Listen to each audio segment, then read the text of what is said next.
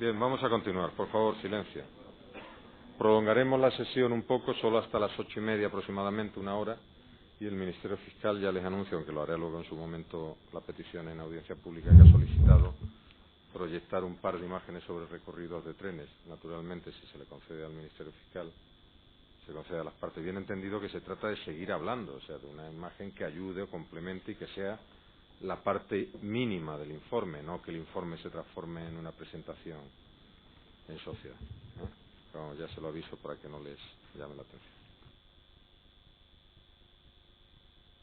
Se reanuda la sesión.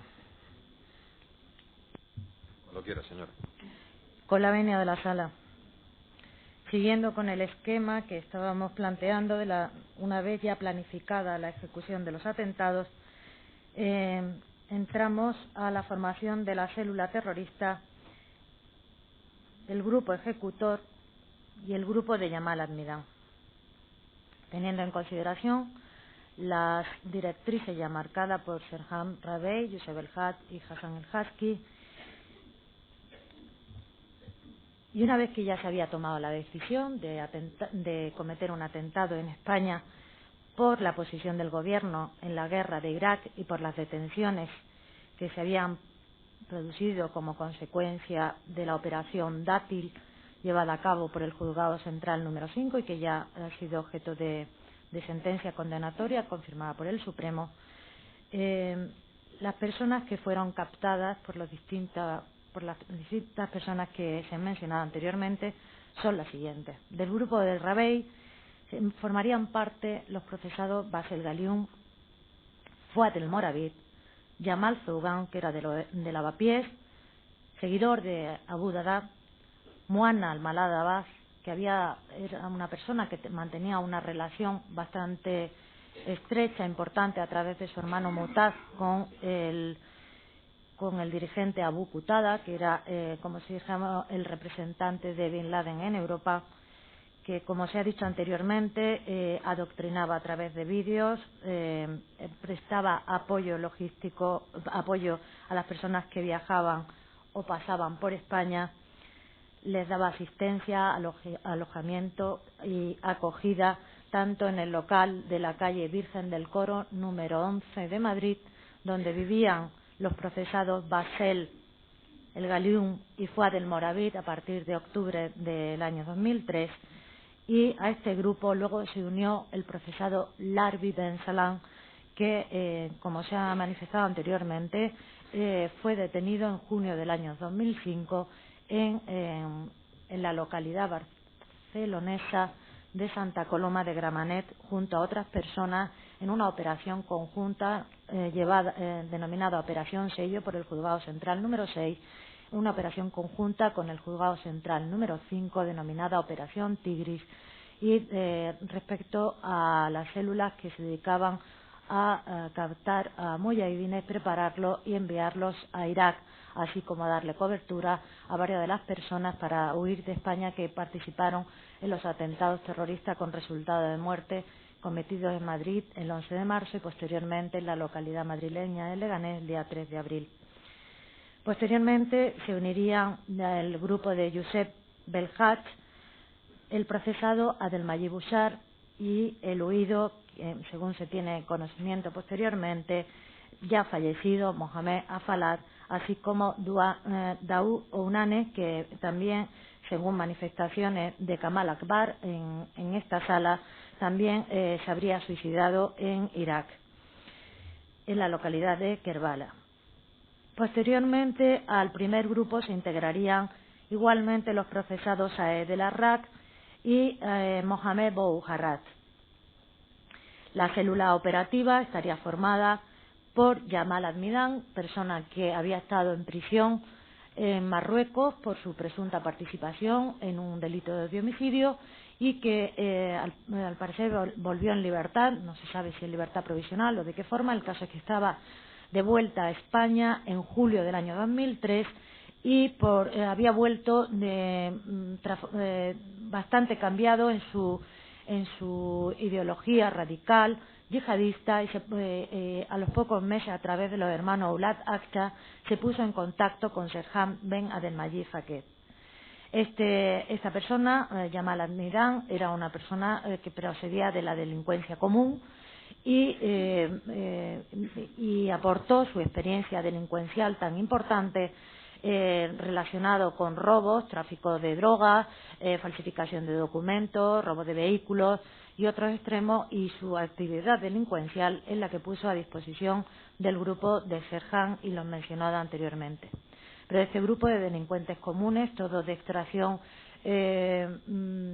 cultural escasa y laboral también muy baja, lo formaban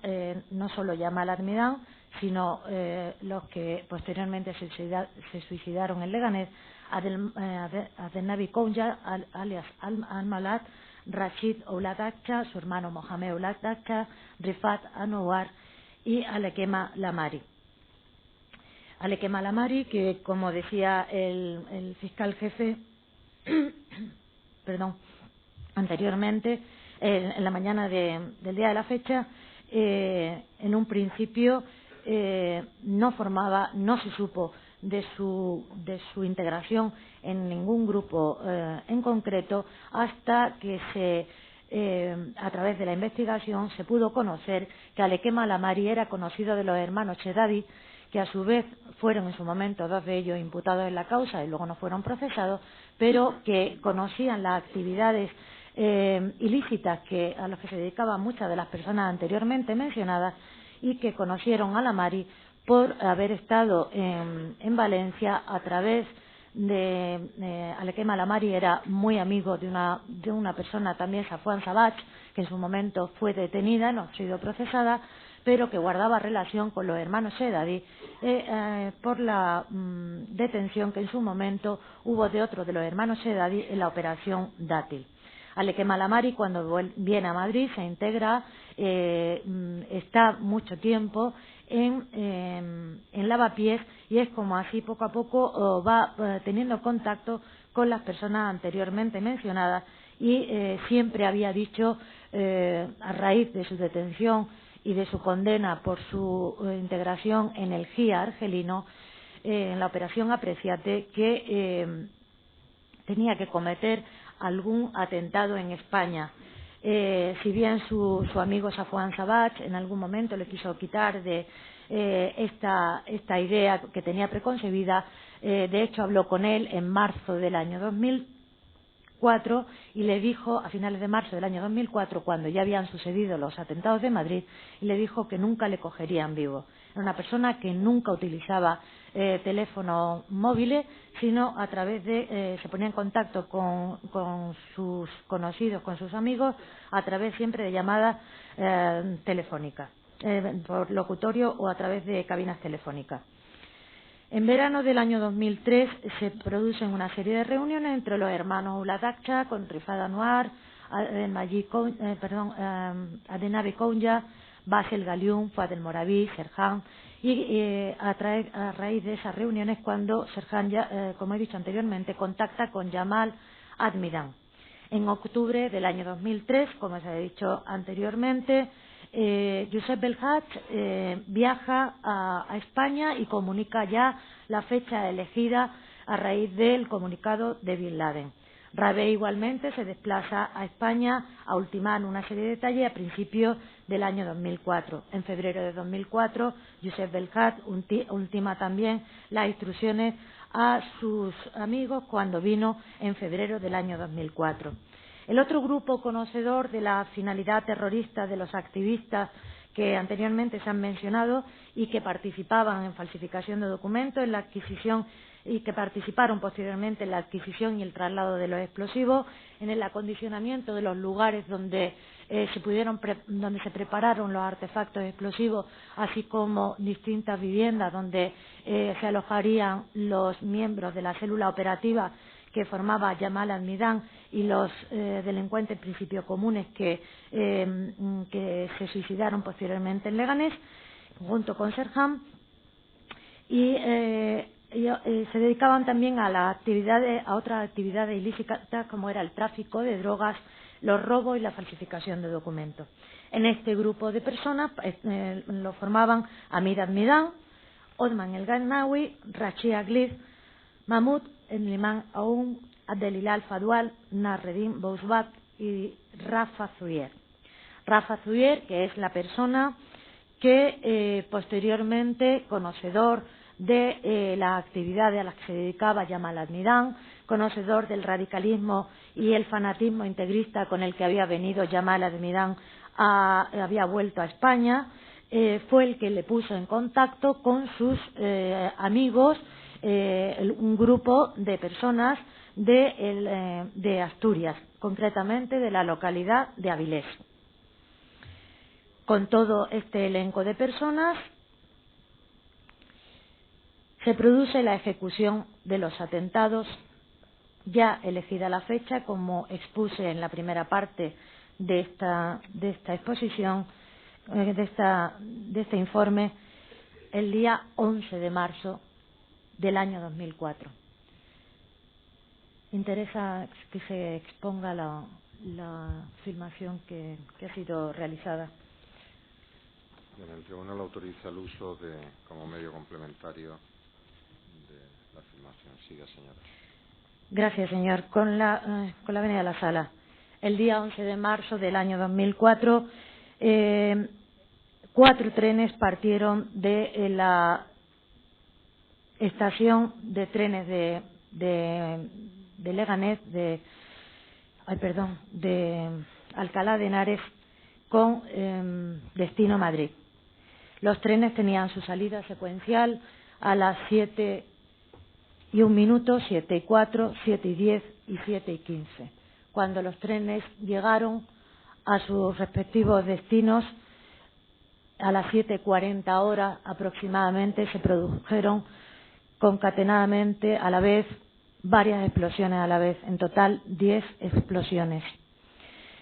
En la estación de Atocha se produjeron tres explosiones consecutivas en los vagones 6, 5 y 4. Posteriormente fue encontrado otro artefacto en la estación, en el vagón número 1. La cámara de seguridad de la estación de Atocha pudo grabar las explosiones en los vagones 5 y 4, puesto que cuando se giró, esas cámaras giran en sentido derecha e izquierda, cuando se giró de la derecha a la izquierda, pudo ver que ya se había producido la explosión número 1, que era en el vagón número 6 de la estación de Atocha.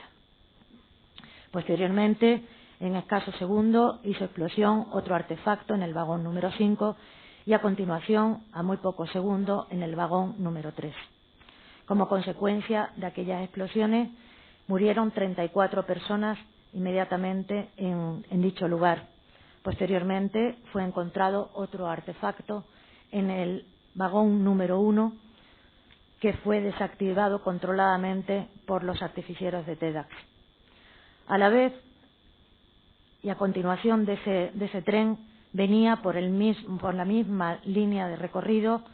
del corredor de Henares el tren que explosionó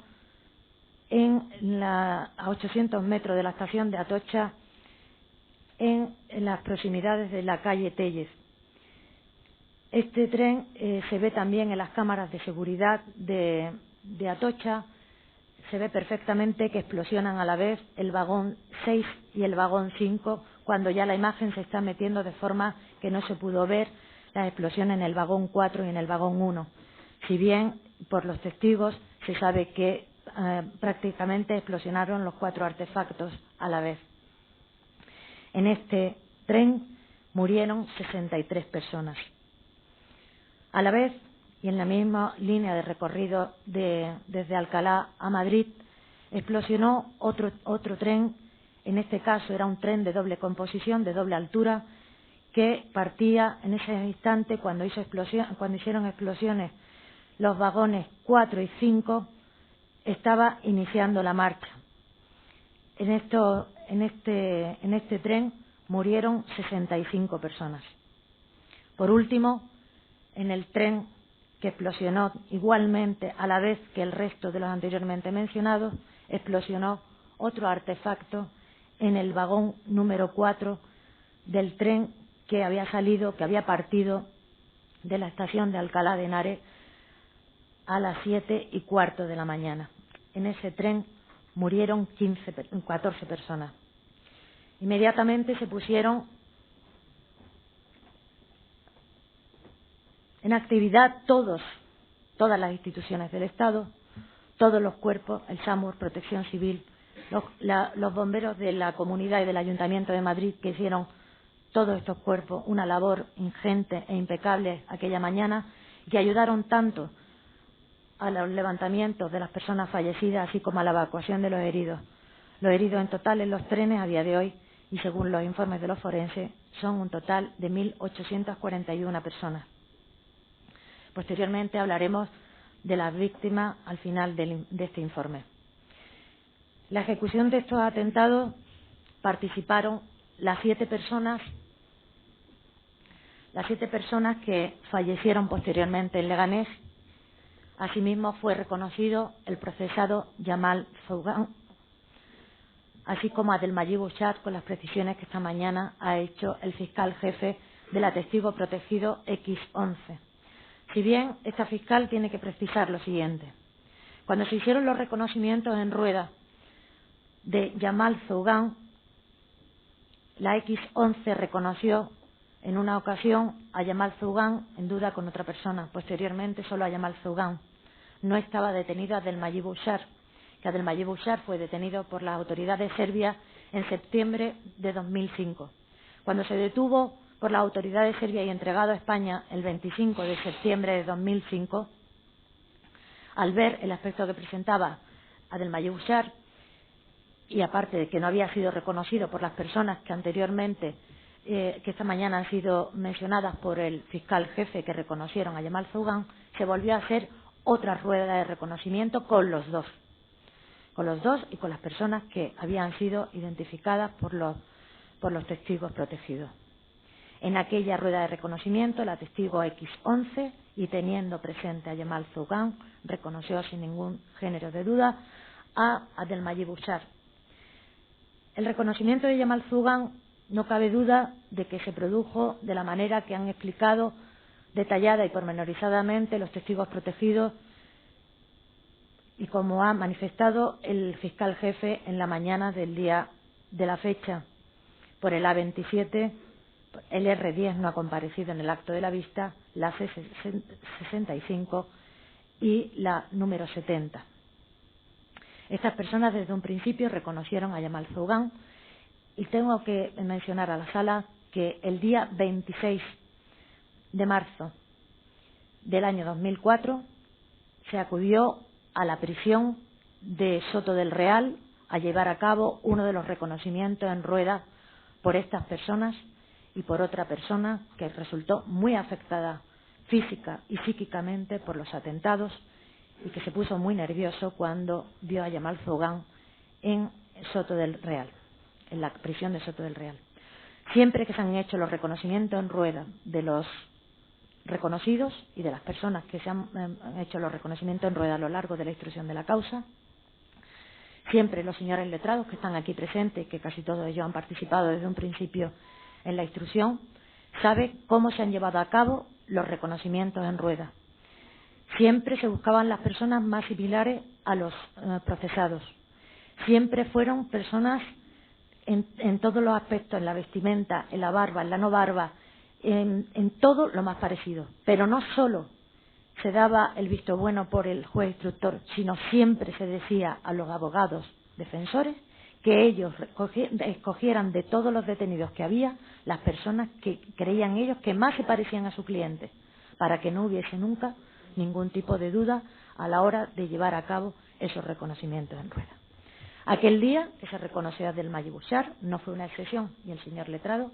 que está presente, lo recordará. El letrado de Abdelmayid Bouchard, e igualmente el letrado que no se encuentra en estrado hoy día y que representaba a Yamal Zougan. La testigo sufrió una crisis de ansiedad, al igual que los otros testigos que reconocieron a Yamal Zougan sin ningún género de dudas. Es por ello que creemos que los reconocimientos en ruedas que se han hecho siempre se han llevado a cabo con todas las garantías constitucionales y siempre lo que fuera en beneficio de los hoy acusados, hoy procesados. Igualmente, hubo algún testigo que reconoció en los trenes a uno de los hermanos Ulatacha, que al estar muertos no era necesario ya el traerlo a la vista, y hubo también quien reconoció a Falá y a Daun Ounane, como ha manifestado esta mañana el fiscal jefe respecto a las huellas que se encuentran en la Renault Kangoo. La ejecución de los atentados que se llevó a cabo aquel día y que se utilizaron distintas cantidades explosivas y que posteriormente detallaremos, la adquisición y el traslado de los explosivos, y la adquisición y el traslado de los explosivos para llevar a cabo estos atentados, tenemos que tener en consideración la figura determinante que es del procesado Rafa Zuyer. Rafa Zuyer había estado en prisión, ingresó en prisión el 21 de septiembre del año 2001 en la cárcel de Villabona. En la cárcel de Villabona coincidió con el también procesado Antonio Toro Castro.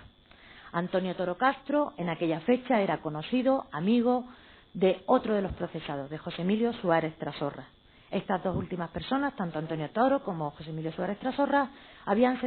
sido detenidos en julio del año 2001 en relación con un procedimiento que se seguía en Asturias por tráfico de estupefacientes denominada Operación People y que se ha celebrado el juicio hace escasa fecha. Como consecuencia de aquella operación, José Emilio Suárez Trasorra quedó en libertad y iba con frecuencia a visitar al que posteriormente fue su cuñado, Antonio Toro Castro, a la cárcel de Villabona.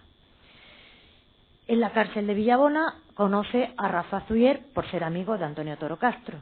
y empieza a tener ya una relación más estrecha, un vínculo más estrecho con Rafa Zuyer cuando éste queda en libertad a partir de febrero del año 2002. A partir del año 2002 tienen ya una relación porque ambos se dedicaban al tráfico de estupefacientes, pero la relación entre Rafa y estas personas procedentes de Asturias, tanto Toro como Trasorra, empieza a surgir a finales del año 2002. A finales del año 2002, primero del año 2003, empiezan unas relaciones de amistad más estrecha que se proveían de sustancias explosivas. Y a partir de febrero del año 2003, la relación con los asturianos empieza a ser más intensa. Cuando está, no obstante, Rafa en prisión en Villabona, a través de un colaborador de la UCO, de la Guardia Civil, de la Unidad Central Operativa, que se dedica a temas de delincuencia organizada, un colaborador de la UCO pone en contacto a miembros de la UCO con Rafa Zuyer porque era una persona que se movía en los ambientes de atraco a joyería y a una serie de aspectos que podía dar algún tipo de información relevante para dicho servicio de la Guardia Civil. Así es como en febrero del año 2003,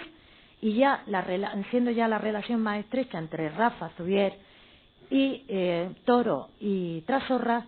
es cuando pone en conocimiento Rafa,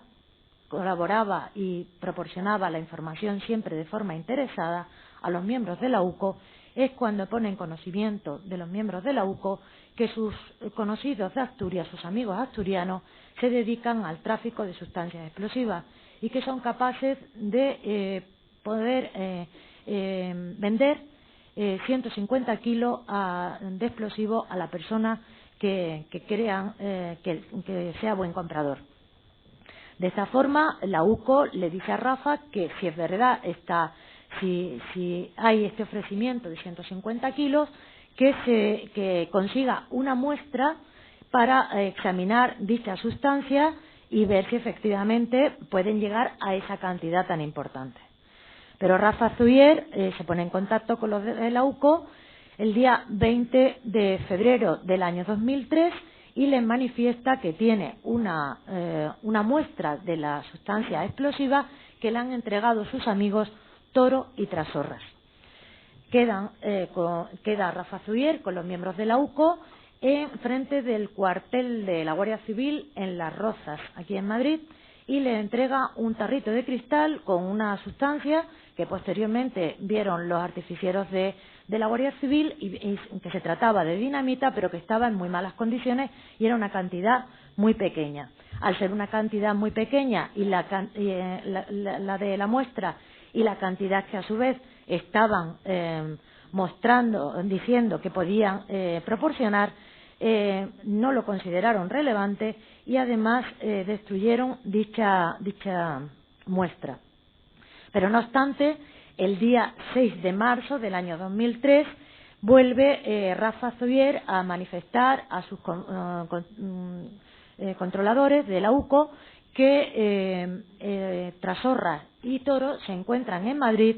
y da una serie de datos de las cantidades de que estas personas han venido, que han cambiado de vehículo y que están buscando a alguien que mate, que quite de en medio, que fueran las palabras, a un individuo que parece ser que ha delatado a Toro porque ha tenido otro registro en uno de sus domicilios donde se le interviene una cantidad importante de cocaína. A partir de esa fecha, a partir de marzo del año 2003, Rafa Zuier no proporciona ningún otro dato objetivo relacionado con el tráfico de explosivos ni de detonadores a los miembros de la UCO. En septiembre del año 2003, Rafa Zuier, que sigue en contacto con sus amigos de Asturias, le entregan un detonador procedente de Asturias, tanto Trasorras como Toro. Con este detonador, que no pone en conocimiento de la UCO, está haciendo prácticas con un teléfono móvil, según puso de manifiesto una de las antiguas novias de Rafa Zuier en esta sala, aun cuando él dijo que él hacía prácticas con una pila, en su casa, y le estalló en las manos. Como consecuencia de esta manipulación del teléfono con el detonador o del detonador con la pila, estaba presente también Rashid Aglif, su amigo también de Yamal Almidán desde siempre y con el que había mantenido un contacto telefónico estrecho, como consta por los cruces telefónicos de la UCI desde el verano de 2003, que había vuelto Yamal a España. Bueno, pues Rashid Aglif, que le consideraba el testigo protegido H93 como el lugarteniente de Yamal Almidán, puesto que siempre estaba con él y era el que también vendía parte de la droga que le proporcionaba Yamal. Rashid Aglif también era muy amigo de Rafa Zuier y se encontraba presente cuando éste estaba manipulando ese detonador en septiembre del año 2003 haciendo prácticas. Cuando en aquellas fechas de primeros de octubre del año 2003 Rafa Zuier está haciendo esas prácticas, está manipulando ese detonador,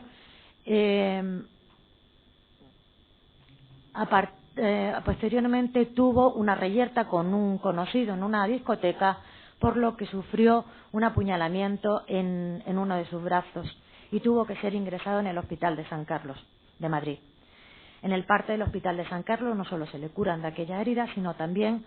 de unas heridas por explosión, consta en el parte médico y consta en el escrito de calificación recogido literalmente de aquel parte médico, heridas por explosión en la mano izquierda, en los dedos de la mano izquierda. A partir de esa fecha y en aquella fecha que estaba ingresado en el Hospital de San Carlos, Recibe muchas visitas Rafa Zuyer, entre ellas la de José Emilio Suárez Trasorra.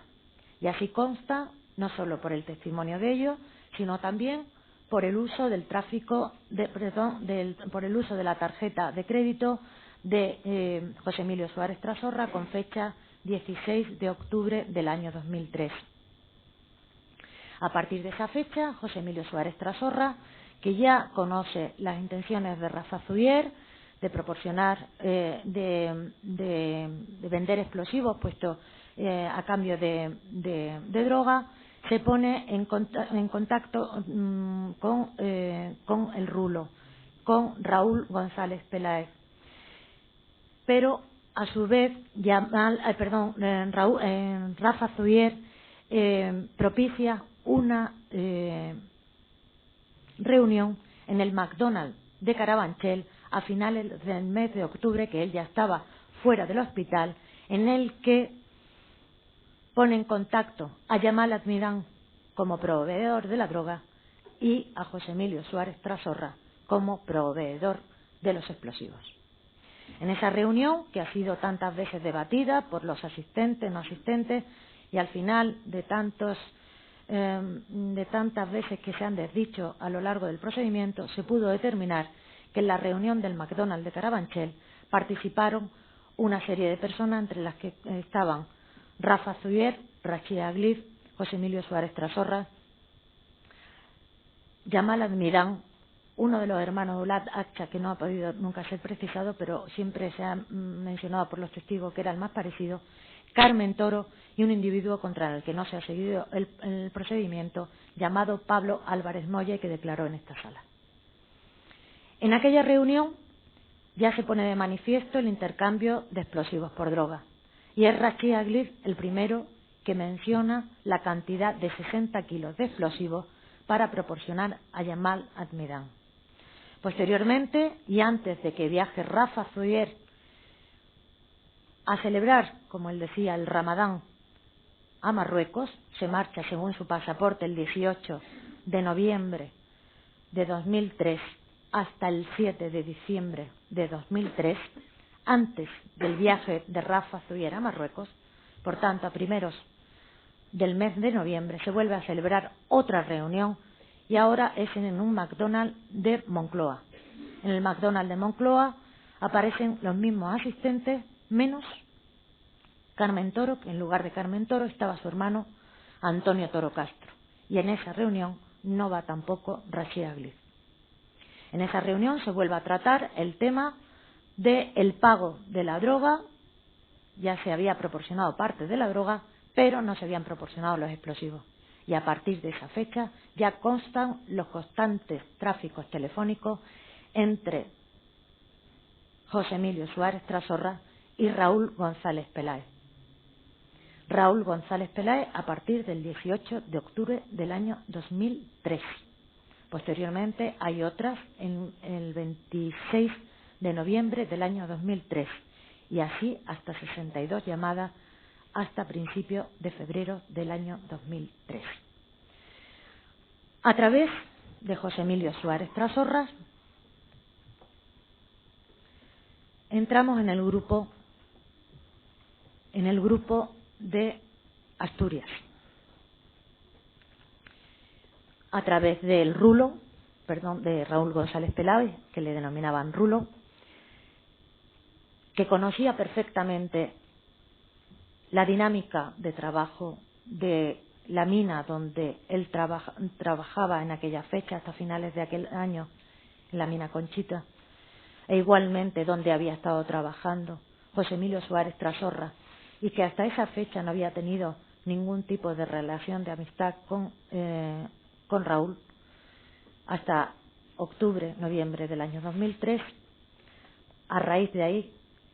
conocedores ambos de la desidia que había en el control de los explosivos en Mina Conchita, del descontrol que había en la entrega de los mismos y de los detonadores, de la falta de profesionalidad del que era su vigilante, Emilio Llano Álvarez, es como se pudo conocer es como se pudo obtener los explosivos que posteriormente sirvieron para los trágicos sucesos de Madrid del año 2004. Emilio Llano, con una decisiva desatención al trabajo que realizaba, creó un grave riesgo para las personas, para todas las personas a las que pudiera llegar los explosivos que no fueran para ser utilizados en la mina. Ponía en grave riesgo la integridad de las personas, puesto que dejaba las llaves al primero de los mineros, de los artilleros que llegara a la mina y que ellos se despacharan, recogieran las cantidades que estimaban oportunas, sin saber si era la cantidad, sin saber Emilio Llano, si eran las cantidades que iban a ser utilizadas en los respectivos tajos, como ellos les denominan. A través de Emilio Llanos Álvarez es como se conoce cómo se realizaban las entregas a los mineros, que no se anotaban las mismas, la peligrosidad del material, los efectos devastadores que este material podía producir, y era consciente de los fines ilícitos que la sustracción constante de material explosivo que salía de la mina podía ser utilizado, que el material explosivo que se estaba utilizando en la mina en aquellas fechas de finales del año 2003 era goma 2, dinamita goma 2 eco, pero el gerente de la empresa que declaró aquí, así como el encargado de Canela de Seguridad, mencionaron que hasta finales del año 2002 se proporcionaron cartuchos de explosivos goma 2EC. Y tanto es así que había goma 2 eco y goma 2EC en Mina Conchita, que como bien ha expuesto esta mañana el fiscal jefe, con fecha 18 de junio del año 2004, y una vez que habían sucedido ya los terribles atentados de Madrid, en una inspección ocular llevada a cabo por la Guardia Civil, se encuentran en el primer nivel y a 47 metros de una de las bocaminas tanto cartuchos de goma 2 eco como goma 2 EC en sus respectivas bolsas, así como otras esparcidas de las que nada más que quedaba el papel. Pero es que Emilio Llano Álvarez, que consentía y tenía esta desidia en el control de los explosivos, también sabía que los sobrantes no eran nunca destruidos ni introducidos en los mini polvorines. Y de hecho, uno de los testigos, que no recuerdo su nombre, sé que le dicen, y que él mismo reconoce, que le decían el Gamba, pues este minero dijo que los sobrantes no se podían introducir en los mini polvorines porque no cabían, porque los mini polvorines ya estaban llenos, por tanto siempre había parte de explosivos de más en la mina que no solo se guardaban en los mini polvorines, sino que quedaban fuera. Y José Emilio Suárez Trasorra y Raúl González Peláez eran conocedores de este descontrol. Y este descontrol permitió que poco a poco Raúl González Peláez, que como más tarde diremos, por la relación que tiene con otros a través de las llamadas telefónicas, era la persona que iba sustrayendo poco a poco los distintos cartuchos que guardaba en cualquier lugar de la mina. Esta representación del Ministerio Fiscal estuvo en una inspección ocular los días 19 y 20 de marzo del año 2005 en aquella mina. Aquella mina era un lugar escarpado, de difícil acceso, que como se vio aquí en la filmación que se proyectó, tenía un camino de entrada donde había una caseta donde se cambiaban los mineros y donde había un mini polvorín empotrado en la pared donde teóricamente se guardaban las llaves del resto de los mini polvorines. Pero ese mini polvorín, a su vez, la llave la guardaba Emilio Llano. Emilio Llano llegaba por la mañana, abría ese mini polvorín, cogía las llaves del resto de los mini polvorines que se hallaban en distintos estadios del monte, como se apreció, y se lo entregaba a los artilleros, al que llegara primero, y cada uno se servía. Subir hasta el camino que tenían que recorrer los distintos mineros para llegar hasta los mini polvorines y posteriormente a los niveles y a los tajos en los que tenían que trabajar, se tardaba mucho. Tenía que ser conocido por las personas que trabajaban allí. Era un camino estrecho, escarpado, con piedras que se deslizaban. Tenía que conocer el lugar y, claro, nosotros fuimos conducidos por los distintos miembros de la Guardia Civil, por geólogos, por los distintos artificieros, así como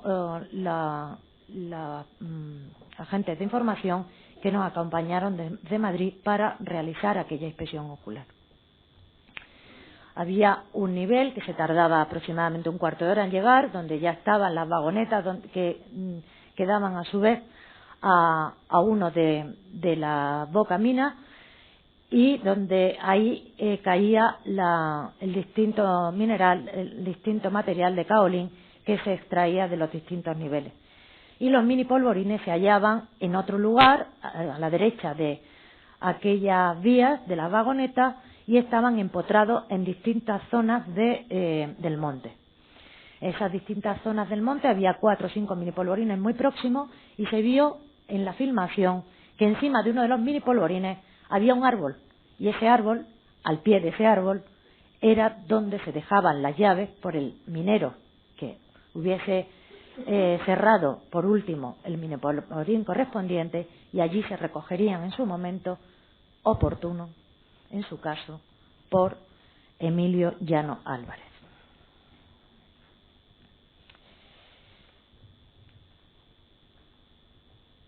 Pues bien, José Emilio Suárez Trasorra, el Rulo y Emilio Llano Álvarez, que habían propiciado ya toda esta mecánica para proporcionar los explosivos, que desde un primer momento tenía predispuesto José Emilio Suárez Trasorra a proporcionar a Yamal, porque Yamal Admirán ya tenía previsto la comisión de los atentados, junto con Serján y las personas en principio mencionadas, y que posteriormente seguiré hablando de ello porque no he dicho los elementos incriminatorios que hay respecto de cada uno de los anteriores. Pues conocedores de la ilicitud de lo que estaban realizando, no obstante, José Emilio Suárez Trasorra, viéndose ya en la necesidad de tener que ir mandando el material a Madrid, puesto que se le iba proporcionando la droga por parte de Yamal Admirán, que ya había subido en varias ocasiones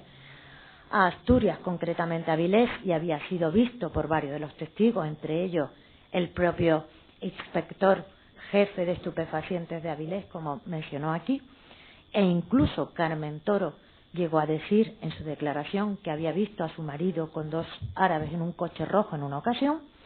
Bueno, pues en esta dinámica, José Emilio Suárez Trasorra, el día 5 de enero del año 2004, se pone en contacto con Sergio Álvarez Sánchez, alias Amocachi, y le propone hacer un viaje, se puso en contacto el día 4 de enero, le propuso hacer un viaje a Madrid con una bolsa que, según Sergio Álvarez Sánchez, llevaba Compass Disc cuando conocía a José Emilio Suárez Trasorra por dedicarse al tráfico de droga, y porque además había sido minero, y porque además se conocía en Avilés que el minero se dedicaba al tráfico de explosivos y al tráfico de estupefacientes. Pero aun cuando fuese así, que Sergio Álvarez Sánchez creía que estaba trayendo Compass Disc pirata, conocedores de su ilicitud, nadie realiza un viaje por 2, no recuerdo si decía planchas o pastillas de polen, más 600 euros. Era conocedor de la ilicitud de lo que estaba bajando, de lo que estaba trayendo hacia Madrid, y por tanto no cabe el error de error ni vencible ni invencible, y que por tanto tuvo que tener en consideración en su momento el dolo eventual de lo que estaba realizando Sergio era un acto ilícito, como poco, de droga o de explosivo. Pero en el mismo caso se encuentra Antonio Iván Reis Palicio, al que le hace la misma proposición el día 9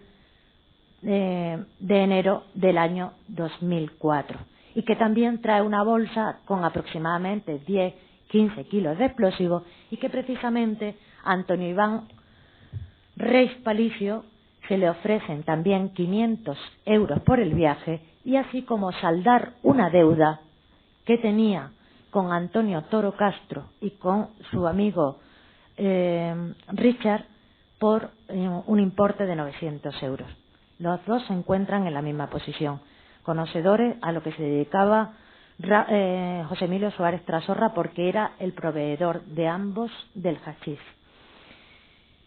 Pero José Emilio Suárez Trasorra, además de ofrecerle estos viajes a estas dos personas y pagarles por ello, comprarles un viaje en clase Supra de los autobuses Alsa, y el riesgo que estaba poniendo a las personas que estaban viajando en los referidos autobuses, se rodeaba de otras personas, entre ellas Iván Granados Peña, Gabriel Montoya Vidal y una persona que ya el Ministerio Fiscal ha retirado la acusación, como es Javier González Díaz, que solo conocía que se dedicaba José Emilio al tema del tráfico de estupefacientes. Con Iván Granados Díaz empezó a tener una relación más estrecha José Emilio Suárez Trasorra a partir de enero del año 2004. Iván Granados Peña acompañó a José Emilio Suárez Trasorra en una ocasión a vigilar a la mina mientras éste recogía los explosivos que anteriormente ya le habían sido puestos en un lugar determinado por Raúl González Peláez. Estuvo vigilando, por tanto, Iván Granados en una ocasión. Igualmente, Iván Granados prestaba el teléfono con asiduidad a José Emilio Suárez Trasorra, porque aun cuando aquí José Emilio Suárez Trasorra presumió del mucho dinero y de los medios económicos tan extraordinarios que tenía su familia, de los coches que poseía, bienes, etcétera, lo cierto y verdad que siempre se servía de los teléfonos de las personas que le rodeaban, hasta que les gastaba las tarjetas, y así lo han declarado distintos de los algunos de los procesados y distintos testigos. En este caso utilizaba la tarjeta de teléfono de Iván Granados Peña y consta por los distintos tráficos telefónicos que tiene con Yamal Admidán, y consta también que Iván Granados en modo alguno ni nunca conoció a Yamal Admidán. Pero hay una llamada muy importante que se produce el día 23 de enero del año 2004, en el que José Emilio Suárez Trasorra está tomando unas consumiciones con Iván Granados Peña a mediodía y recibe una llamada de Yamal Admidán. En ese momento, en el teléfono de José Emilio Suárez Trasorra. José Emilio Suárez Trasorra se vale del teléfono de Iván Granados para poner en esos momentos un SMS a el rulo, a Raúl González Peláez. En esos momentos, una vez que le ha puesto el SMS, es decir, el mensaje, le dice a Iván Granados de ir al mirador de la mina Conchita, y se desplazan hasta el mirador de la mina Conchita. Y una vez que se han desplazado al mirador de la mina Conchita, se encuentra con Raúl González Peláez, que según manifiesta, le iba a entregar unos CDs de caza, pero le entrega una bolsa y Iván Granados no sale del vehículo. No sale del vehículo, pero cuando vuelven a Avilés, en el viaje de vuelta, le dice José Emilio Suárez Trasorra a Iván Granados que esta es la persona que me proporciona los explosivos. Por las horas, el SMS, la llamada de Yamal, en el que ya le garantiza Trasorra a Yamal que eso ya está, el SMS que le pone con el teléfono de Iván Granados, que no conoce tampoco al rulo Iván Granados, y el viaje al Mirador, ahí ya es cuando se concreta que la persona que proporcionaba los explosivos a José Emilio Suárez Trasorras era Raúl González Peláez. Pero es que posteriormente, en otra conversación, a Iván Granados le dice que es el rulo el que le proporciona los explosivos. Si quiere, señor, dejamos en estos momentos para entrar mañana con el testimonio del menor Gabriel Montoya Vidal. Como usted vea, sí, nos quedan solo unos 10 minutos y prefiere interrumpimos ahora. Sí. Se interrumpe la sesión que se reanudará mañana a partir de las 10 de la mañana.